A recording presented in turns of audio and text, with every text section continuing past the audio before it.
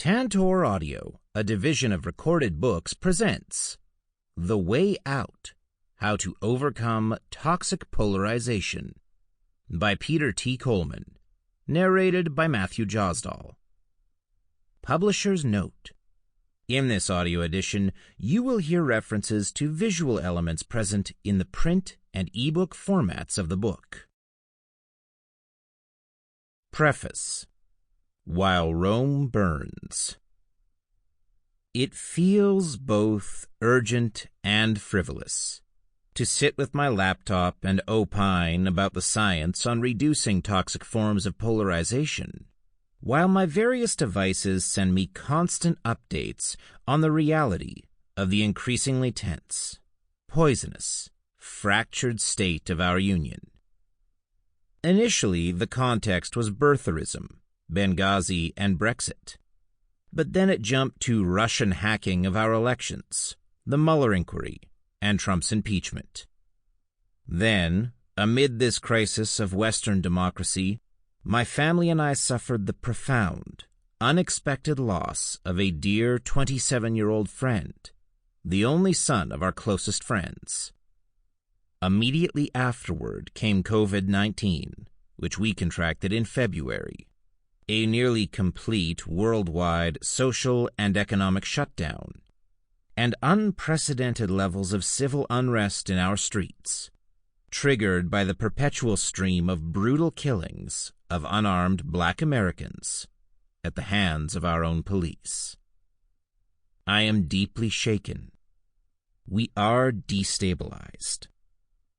In the context of this maelstrom, I wrote this book.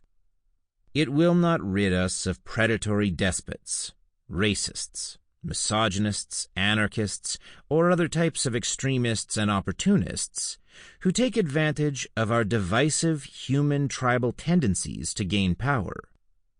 These pathologies are afflicting societies around the world and are nearing epidemic levels in the United States.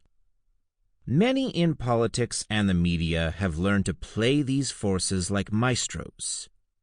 It is clear to me that they must be actively challenged, fought, blocked, controlled, and legally constrained.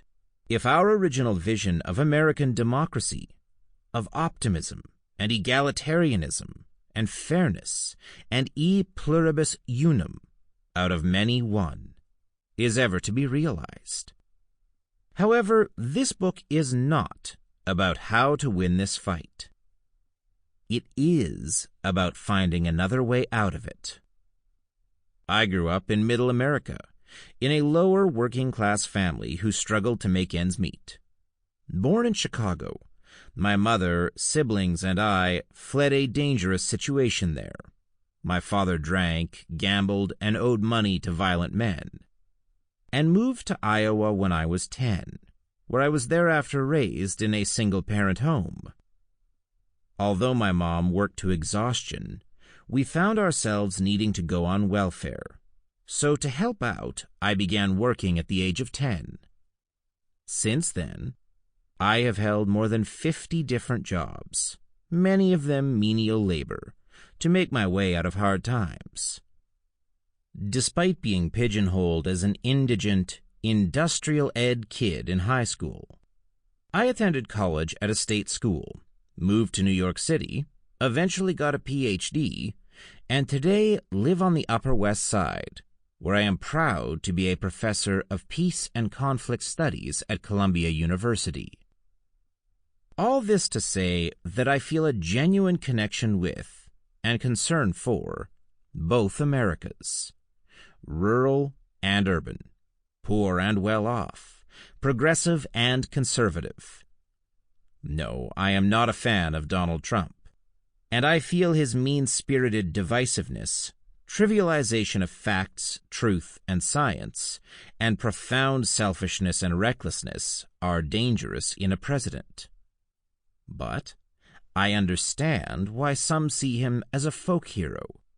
So I am an advocate for many Trump voters, as well as adamant anti-Trumpers. I understand how they got there, because I, too, am angry. There is an old tale about a Cherokee elder who was teaching his grandchild about life and said, "A fight is going on inside you. It is a terrible fight between two wolves. One wolf represents fear, anger, envy, greed, arrogance, and ego. The other stands for joy, peace, love, hope, kindness, generosity, and faith. The same fight going on inside you is inside every other person too." The child thought about it for a moment and then asked, "Which wolf will win?" The old man replied, "The one you feed." These days, my enraged, fearful, arrogant wolf is well fed. I feel perversely energized by my disdain for leaders on the other side of our political chasm, and bewildered by their followers. I feel constantly pulled into fits of self-righteous certainty and disgust. There is an obsessive, addictive, contagious quality to all this. Our violent wolves are battling their vicious wolves to the death. Damn the consequences.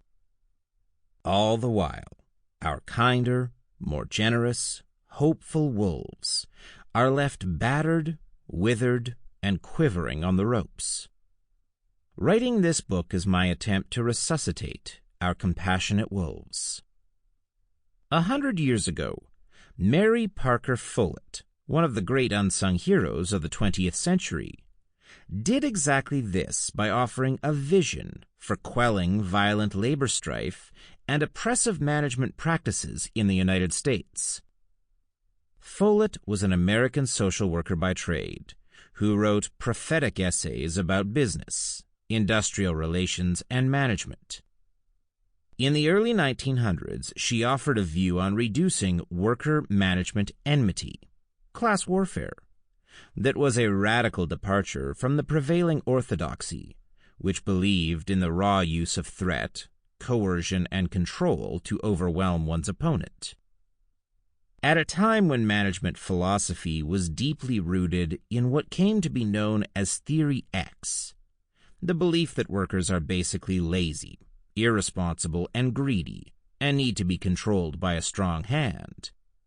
And when coercive power-over approaches to employee management and union strategy prevailed, she offered an alternative. It seems to me that whereas power usually means power over, the power of some person or group over some other person or group, it is possible to develop the conception of power with a jointly developed power, a coactive, not a coercive power. Coercive power is the curse of the universe. Coactive power, the enrichment and advancement of every human soul. In Follett's view, one of the most effective ways to reduce the use of abusive forms of control and stem the battle in industry was to make them less relevant. By developing the idea, the capacities, and the conditions that foster coactive power and integrative solutions for all involved. As such, she was able to rise above the poisonous, polarizing struggles between labor and management that had threatened the survival of many communities of her time by appealing to those in the middle and encouraging both sides to see the value of working together to improve their mutual conditions. Although it took decades, Follett's vision was ultimately transformational, spawning widespread movements in participatory leadership and inclusive management practices, constructive conflict resolution, and employee empowerment and teamwork in organizations that continue to enrich our lives today. My aim is similar. I fully recognize that the battles against our more destructive political forces and tendencies must continue unabated, but I hope to offer an alternative way out of our current dystopian struggles that will be sufficiently hopeful, attractive, and feasible to make the more combative approaches to them become much less germane. in the end. Although we may need both wolves to survive, our humanity, our decency, and our sense of community and solidarity depends on the capacities of our kinder ones to thrive. Recent events have reminded me once again of the incredible promise of the human spirit, and of the devastating fragility of life and brevity of our time on this planet. They have made me refocus my energies on doing everything I can to make our world a more just and generous place.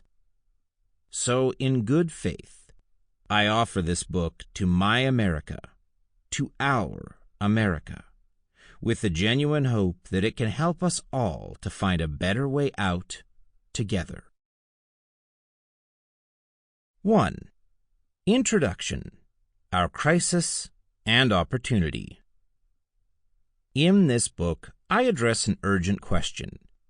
What can we do to escape the grip of partisan contempt in our divided society and get back to solving our most pressing problems?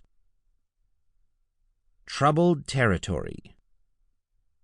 The city of Boston, Massachusetts, is no stranger to toxic conflict. Here's a little history. Founded in 1630, by the 1670s, it figured centrally in King Philip's War, also known as the First Indian War, a rebellion by the Algonquin nation against the rapidly encroaching New England colonialists, which is considered to be the bloodiest war per capita in U.S. history. In the 1770s, it was the site of the Boston Tea Party and the Siege of Boston, which kicked off the Revolutionary War against the British. Then in the 1840s, it became a hotbed for the anti-Catholic, anti-immigrant, Know-Nothing movement, which began as a secret society but blossomed into a far-right nativist political party. In the 1970s, Boston was forced into more than a decade of federal court-mandated busing to promote racial desegregation in their schools, which triggered years of protests and riots. And of course, more recently, we saw the Patriots coach Bill Belichick's notorious Spygate, Spygate 2.0, and Deflategate controversies. In other words, Beantown is an attractor for deeply polarizing conflict. Attractors are stable patterns that draw us in repeatedly and resist change, like a strong attitude, habit, or addiction. Consider, for instance, the more recent tensions surrounding Boston's cherished Red Sox baseball team.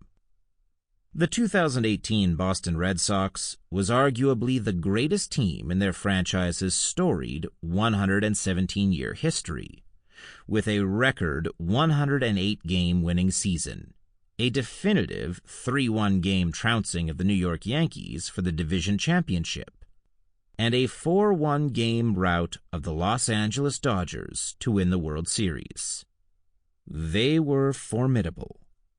Full disclosure, I am a long-suffering Chicago Cubs fan who has also succumbed to the lure of the New York Yankees, so I claim no neutrality here.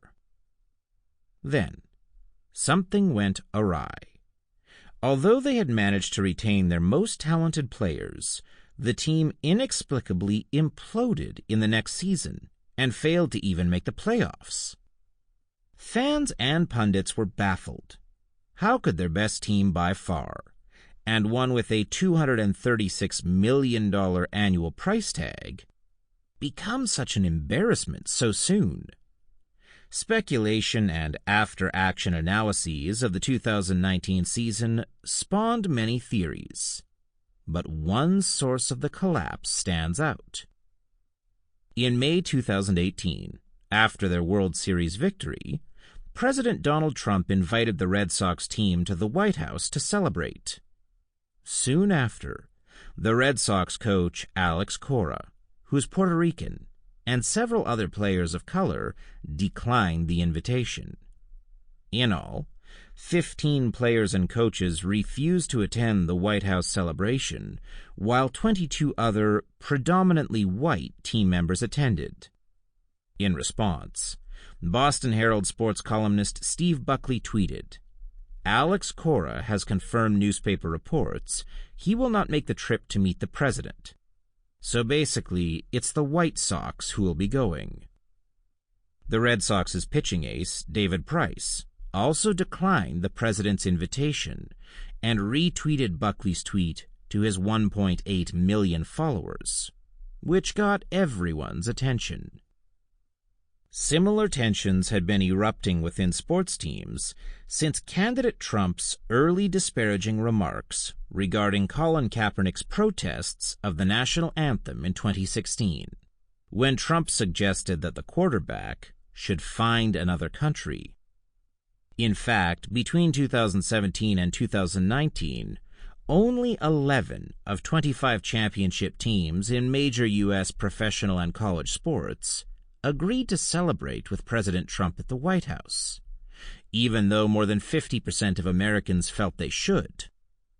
Although Coach Cora and the Red Sox front office said that the players' decisions not to attend the celebration were personal and would not affect their play on the field, several members made comments alluding to their grievances over Trump's positions on Black Lives Matter protests and immigration. These were the strains that accompanied the team into their lackluster 2019 season.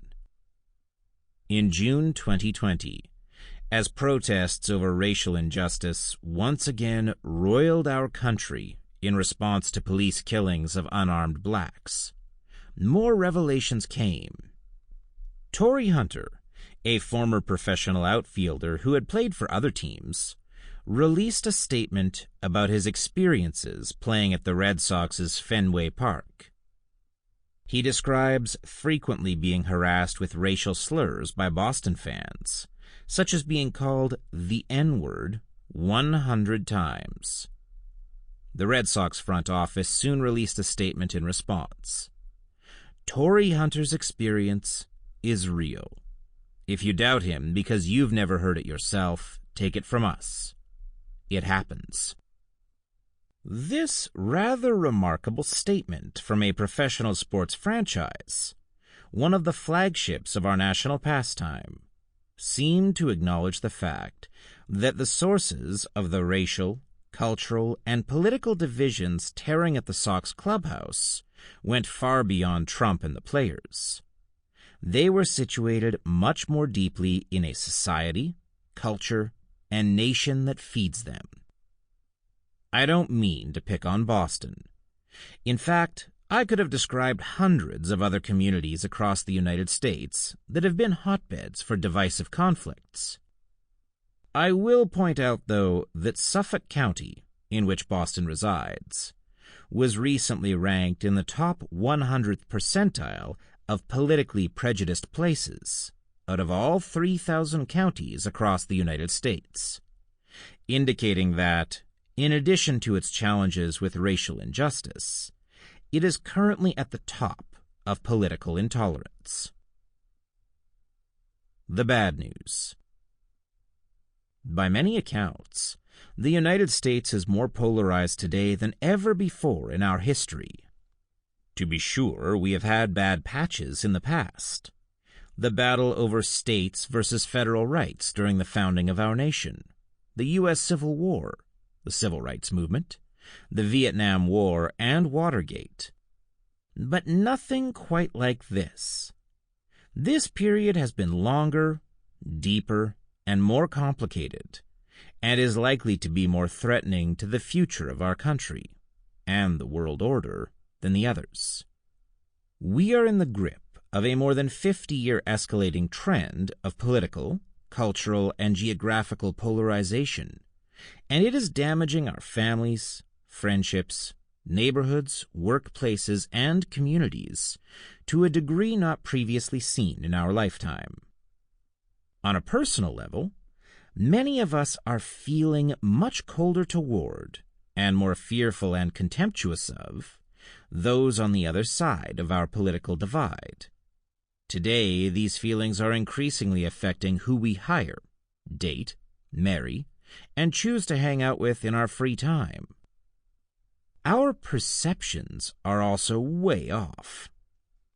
Today, Democrats and Republicans imagine that almost twice as many people on the other side of the political fence hold more extreme views than really do. And the more media we consume, including newspapers, social media, talk radio, and local news, the more our views become divorced from reality.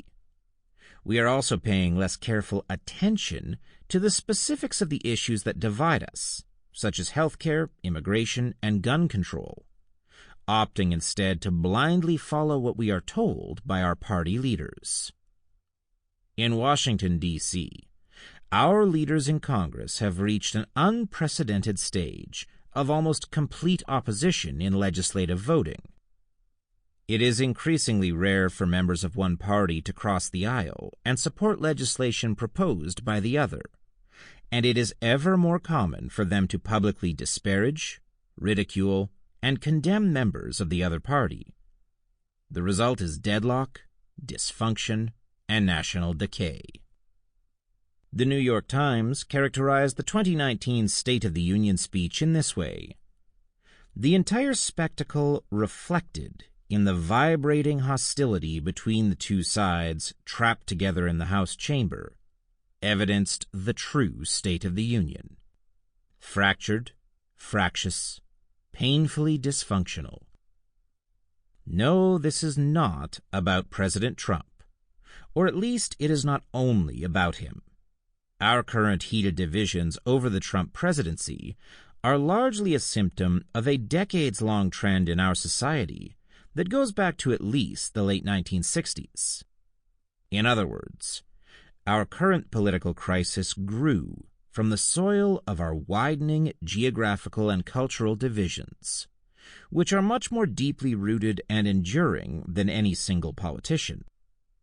This trend created the conditions that led to such a divisive presidency in the first place, and it is the underlying trend, much more than the current administration, that we should be concerned about.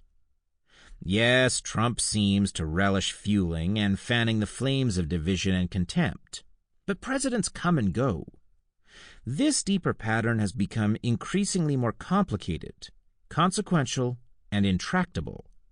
And today, the schism seems to be approaching a form of mass national psychosis, with the two sides experiencing fundamentally different realities.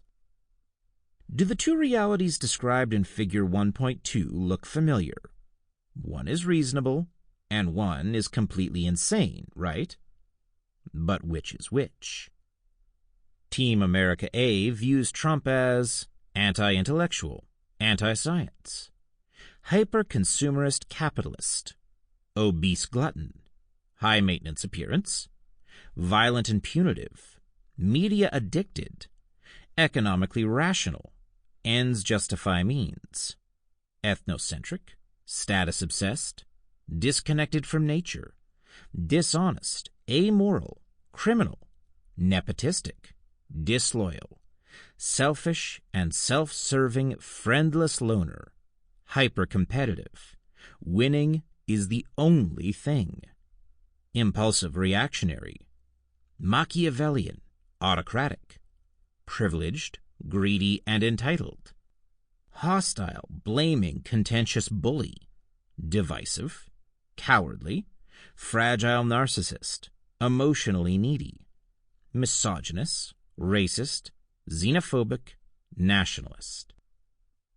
Team America B views Trump as born smart with great instincts, who needs science, successful, rich, and happy, healthy appetite, really pulls it together, a strong leader, an informed and curious communicator, practical and pragmatic, puts America first, ambitious and powerful, sophisticated urbanite, a flexible politician, a family man, doesn't suffer fools, fiercely independent, a winner, goes with his gut, a clever leader, a self-made man, a scrappy fighter, has moral clarity regarding good and evil, prudent and cautious, sensitive and caring, who isn't.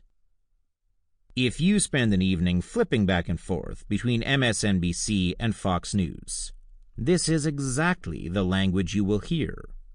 Sean Hannity and Rush Limbaugh speak one language, and Rachel Maddow and Stephen Colbert are fluent in the other. Or if you spend any time at all with a friend, neighbor, or relative from the other team, same thing. Two completely divergent accounts of the actions of the same individual. Now, as a psychologist, I am aware that psychosis is a strong word. This is how the National Institute of Health describes it. The word psychosis is used to describe conditions that affect the mind, where there has been some loss of contact with reality. During a period of psychosis, a person's thoughts and perceptions are disturbed, and the individual may have difficulty understanding what is real and what is not. Symptoms of psychosis include delusions, false beliefs, and hallucinations, seeing or hearing things that others do not see or hear. A person in a psychotic episode may also experience depression, anxiety, sleep problems, social withdrawal, lack of motivation, and difficulty functioning overall. Let's see. Anxious, depressed, not sleeping, withdrawing socially, not functioning, and having difficulty understanding what is real or true anymore. That sounds like most Americans I know today. As entertaining as living in a psychotic nation may be, serious problems arise when we exist in two parallel but conflicting realities while living in the same home or community, not the least of which is that it becomes increasingly impossible to communicate, work together, and solve real problems. Our divisions are a first-order problem. They impair our capacities to problem-solve as a society. As a result, we cannot even begin to agree on what our national priorities should be. Even when Americans do agree on some issues, raising taxes on the ultra-wealthy, 75% bipartisan support, guaranteed paid maternity leave, 67%, net neutrality rules for broadband, 83%, background checks for gun purchases, 90%, and the need for Medicare to be able to negotiate lower drug prices, 92%. We can't come together long enough to deliver on what the supermajority want. This is toxic.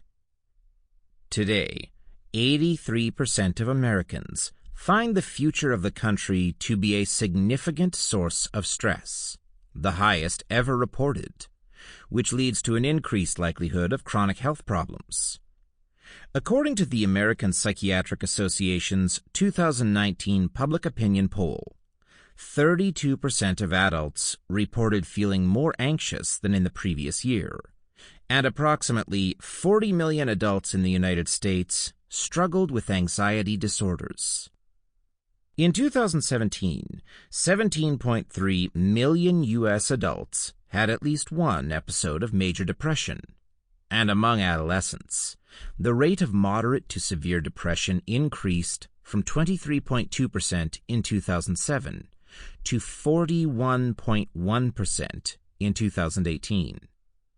This has contributed to a suicide rate that increased 35% between 1999 and 2018. In 2020, 72% of Americans reported that this is the lowest point in the nation's history that they can remember. And when voters were asked to imagine a loss of the presidency in 2020, 22% of Democrats and 21% of Republicans said that partisan violence could be justified. This is the noxious state of our union. The widening divisions and anxieties we are seeing in the United States today also appear to be part of a global trend that is erupting across democracies, including in France, Germany, the UK, Italy, Hungary, Austria, Sweden, Poland, Brazil, Turkey, India, and the Philippines. This broader Sample complete. Ready to continue?